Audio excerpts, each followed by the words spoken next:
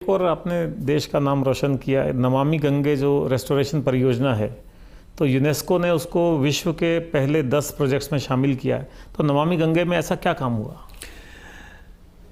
देखिए, गंगा हम सब लोगों के लिए आस्था का विषय तो है ही, श्रद्धा का विषय भी है, लेकिन इसके साथ साथ में जैसा माननीय प्रधानमंत्री जी कहते हैं कि देश के 40% भूभाग, क्योंकि जब मैं गंगा की बात करता हूँ या प्रधानमंत्री जी जब गंगा की चर्चा करते हैं तो गंगा का मतलब पूरा गंगा बेसिन, सारी सहायक नदियों सहित, और देश के लगभग 40 करोड़ से ज़्यादा लोगों के आजीविका का आधार भी गंगा है, उनके जीवन का आधार भी गंगा है।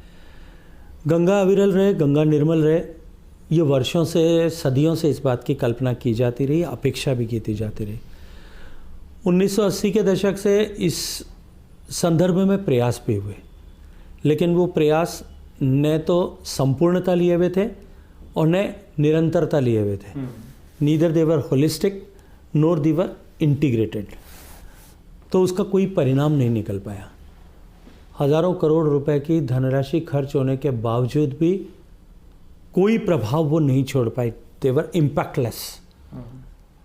और माननीय प्रधानमंत्री जी ने जब 2014 में वाराणसी चुनाव लड़ने के लिए गए तब उन्होंने कहा था कि माँ गंगा ने मुझे सेवा का अवसर देने के लिए बुलाया है, और उन्होंने मिशन मोड में हम गंगा के अविरलता और निर्मलता के लिए काम करेंगे, इसको सुनिश्चित किया।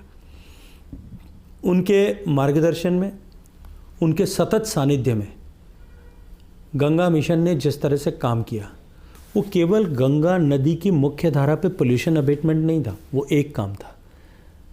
नदी के पानी से जुड़े हुए सारे पक्ष, कैचमेंट के अफॉरेस्टेशन से लेकर के, ग्लेशियर्स के स्टेबलाइजेशन से लेकर के, वेटलैंड के कंजर्वेशन से लेकर के, नदी की एक्वाटिक लाइफ जो है उसको रिस्टोर करने से लेकर के, उसके बंक्स एंड अबंडमेंट्स को ठीक करने से लेकर के, उसके किनारे पर निर्मल ग्राम बनाने से लेकर के, वहाँ जो है सॉलिड वेस्ट मैनेजमेंट के स्ट्रक्चर्स और व्यवस्थाएं खड़ी करने से लेकर के, सूवेज ट्रीटमेंट प्लांट बनाने से लेकर के, इंडस्ट्रियल एफ्लुएंट के ट्रीटमेंट प्लांट बनाने तक काम किया।